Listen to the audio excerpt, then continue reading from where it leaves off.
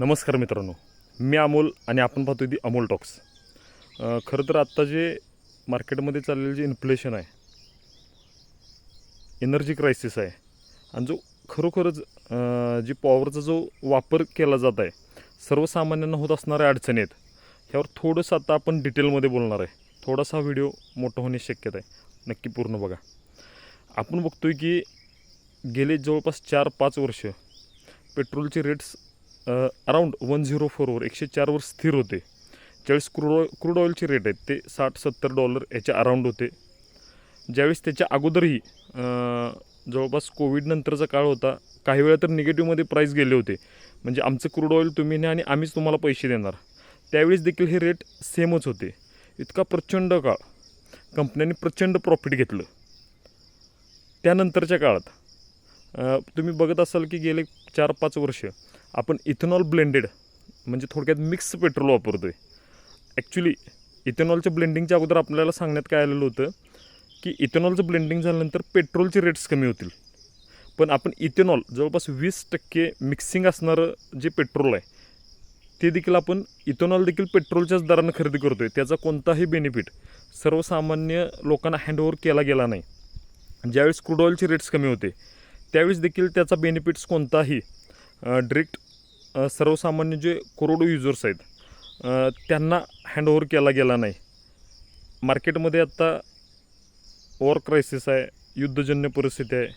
त्यानंतर अवघ्या काही वेळामध्ये 2-3 महिन्यामध्येच $20 ते $30 क्रूड ऑइलचे रेट वाढले आहेत. म्हणजे 70वरून ते 104-105 बॅरल अशा पद्धतीने गेले. शॉर्टेज देखील झालं. प्रचंड आता रेट्स वाढतील अशी परिस्थिती आहे. 15 मे ते 25 मे ह्या काळामध्ये जवळपास $8 ते $9 रेट्स वाढले आणि हे इथंपर्यंतच जाऊन थांबणार नाही. जवळपास ह्याही नंतर मल्टिपल टाईम्स रेट हाईक्स होतील, हे जवळपास निश्चित आहे. लोक इतक्या मोठ्या प्रमाणामध्ये आज अडचणीत आहेत. कमीत कमी आपण त्यांना दिलासा देऊ शकतो न शकतो हा एक नंतरचा भाग आहे, परंतु त्यांना दोषी ठरवण्याचा प्रयत्न कोणी नाही केला पाहिजे असं मला फार नम्रपणे वाटतं. की गरज नसताना कोण पेट्रोलचा साठा करत असेल का, ह्याचा तुम्ही खऱ्या पद्धतीने विचार करा. गरज नसताना कोण असंच गाड्या घेऊन फिरत असेल का, याचाही तुम्ही विचार करा. परवाच मी एक व्हिडिओ बघितला. एका भारतातील जे कलेक्टर आहेत ते सायकलवरून जात होते आणि त्यांच्या सोबतीला 4 गाड्या तेवढ्या त्या सायकलच्या स्लो स्पीडनं त्यांच्या पाठीमागून जात होते. आता मला तुम्ही खरोखर सांगा, त्या सायकलच्या पाठीमागून जाणाऱ्या स्लो गाड्यांसाठी जास्त फ्युल कन्झ्युम होईल का नाही होईल? मग खरंच आपण ते करायसाठी करतो आहे, दाखवायसाठी करतो आहे की आपल्याला अवेअरनेस नाही म्हणून करतो आहे, याचा एक सर्वसामान्य म्हणून विचार करूया. आणि इथं पक्ष, जात, धर्म ह्याच्या पलीकडं जात एक भारतीय म्हणून आपण विचार करायला पाहिजे. कोणकोणत्याही पक्षाचा असू दे, तुमच्या आमच्या घरातील जे अन्न आहे, तुमच्या आमच्या घरातील जे महिन्याचं बजेट आहे ते आपल्याला सावरायचं आहे. हे झालं फ्युएल क्रायसिसच्या बाबतीत. येणाऱ्या काळामध्ये जे आता इथेनॉल E20पर्यंत आलं, 20%पर्यंत आलं, गोंडस फार नाव दिले E20, ते 22, 25, 23, 30पर्यंत ते जाणार आहे. परंतु जे आज रोजी रोडवर करोडो वाहन आहेत, जे 20-21च्या पूर्वी बनलेले, ते ब्लेंडिंगसाठी बनलेलीच नाहीत. तुम्ही एक ऑब्झर्व करताय का, तुमच्या सर्व वाहनांची 20-21च्या अगोदर खरेदी केलेल्या परफॉर्मन्स डाऊन झालेला आहे. त्या टाकीमध्ये देखील पाणी बनते. ह्याच्यावर सरकार काय बोलायला तयार नाही.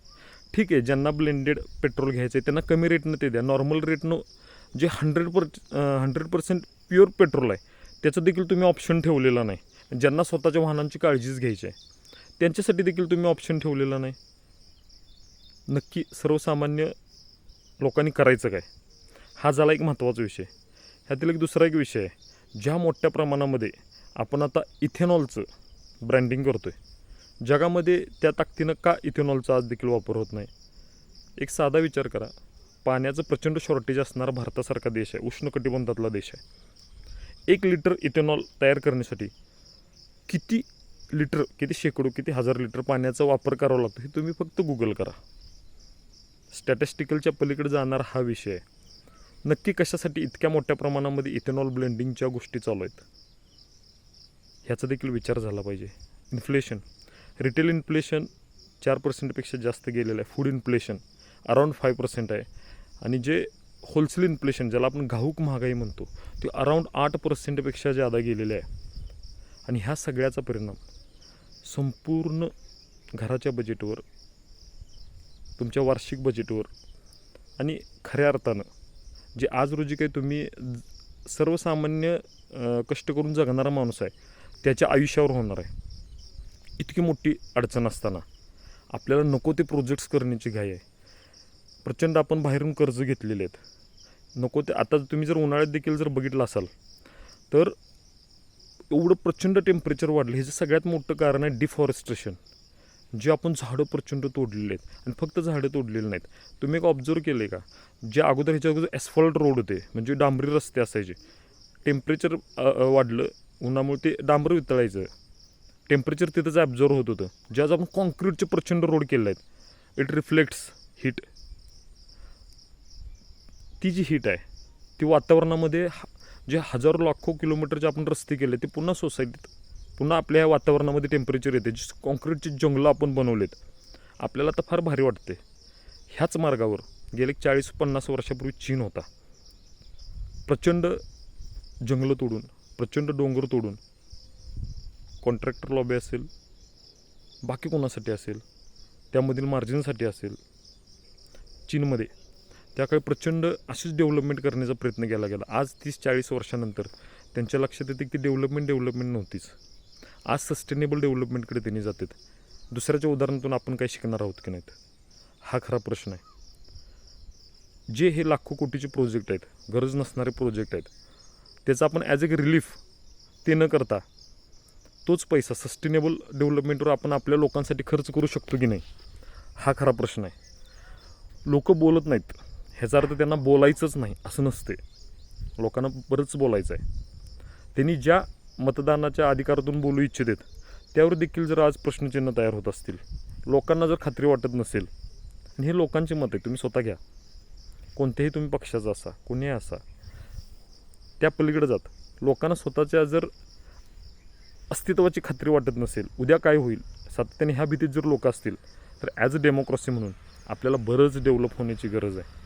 हॅपीनेस इंडेक्समध्ये घ्या, हंगर इंडेक्समध्ये घ्या, लाईफस्टाईल इंडेक्समध्ये घ्या. आपण एक देश म्हणून कुठं आहे ह्याचा खऱ्या अर्थानं विचार झाला पाहिजे. आणि हे आत्ता मी जेवढे तुम्हाला टर्म्स सांगतो की नाही, ह्या टर्म्स लोकांपर्यंत आपण आपल्या व्यवस्थेनं पोहोचू दिलेत का ह्याचा देखील तुम्ही खरं तर विचार करा. आम्ही आपल्या भावी पिढीला आपण कुठं नेऊन ठेवतो आहे ह्याचा विचार करा. जात, धर्म, पक्ष ह्या पलीकडे जात भारत म्हणून, देश म्हणून आपण उद्यासाठी काय तयार करतो आहे ह्याचा एकदा नक्की विचार करा. दी अमोल टॉक्स, प्रेरणा सकारात्मक जगण्याची.